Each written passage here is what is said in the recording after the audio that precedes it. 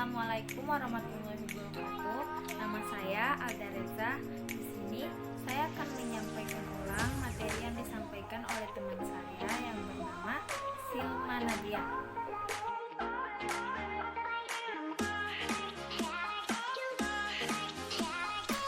Adapun bukti bantahan dari Charles Darwin bahwa hasil dari penelitian DNA mitokondria dan kromosom Y pada manusia tidak akan pernah berubah dari generasi ke generasi.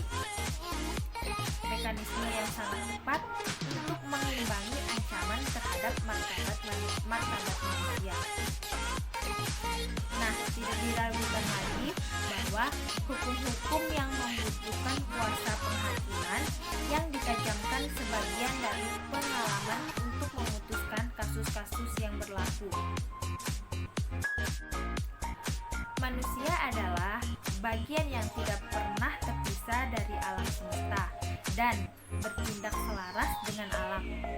Setiap orang bebas untuk mengalami dan mengembangkan semua aktivitas selama aktivitas itu tidak melanggar hak orang lain atau tidak mengganggu keselarasan alam semesta.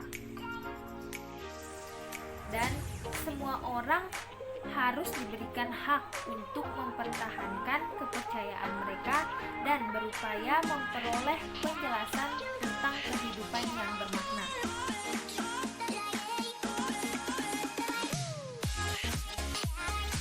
Kenapa dikatakan pentingnya air bagi kehidupan manusia?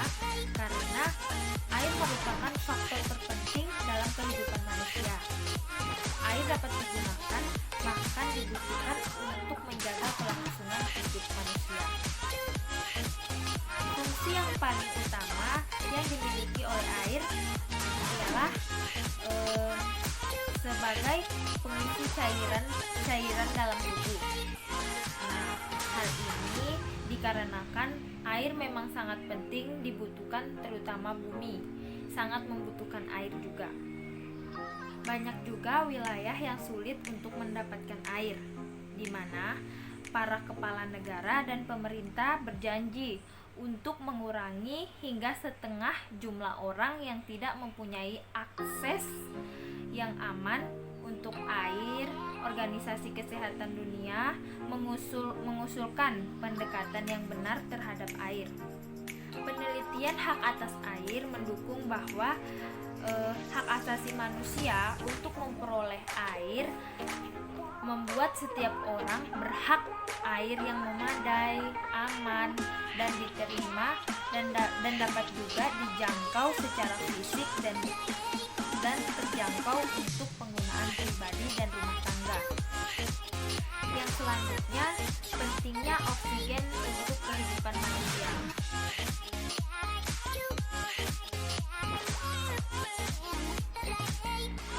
Oksigen merupakan salah satu sumber utama bagi kehidupan manusia. Tanpa adanya oksigen, kita tidak dapat hidup. Oksigen juga perlu untuk membakar racun dalam tubuh yang dihasilkan dari dalam tubuh yang berasal dari luar dalam makanan, air, dan lingkungan. Tujuan sistem kekebalan tubuh adalah untuk melawan para penyerbu dan mencegah penyakit. Oksigen dibutuhkan untuk memanggang makanan guna menghasilkan energi bagi jantung, otak, dan sel.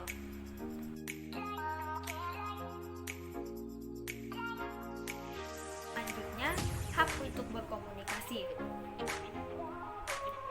Bahwa manusia berhak untuk berkomunikasi dan memperoleh informasi untuk mengembangkan pribadi dan lingkungan sosialnya, serta berhak untuk mencari, memperoleh, memiliki, menyimpan, mengelola, dan menyampaikan informasi dengan menggunakan segala jenis saluran media yang ada.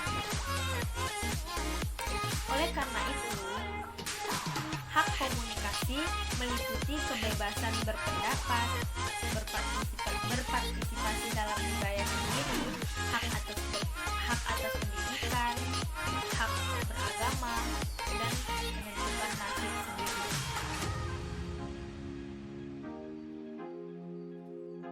Yang terakhir, hak untuk berkomunikasi sebagai nilai universal.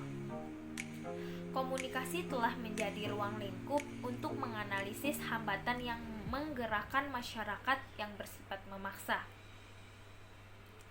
Kita hanya dapat bergerak maju jika kita menerima penegasan bahwa hak untuk air, hak untuk oksigen, dan hak untuk berkomunikasi menempati dasar umum sebagai nilai-nilai universal.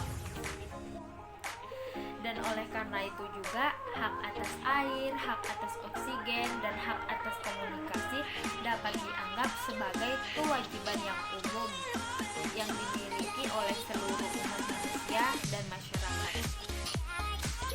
Nah, ada pun contoh kasus yang terjadi di lingkungan saya sendiri, yaitu kemarau panjang. Setiap kemarau biasanya mulai pada bulan Agustus sampai November. Hal ini menyebabkan kekeringan hingga krisis air untuk keperluan sehari-hari. Sejumlah petani pun gagal panen.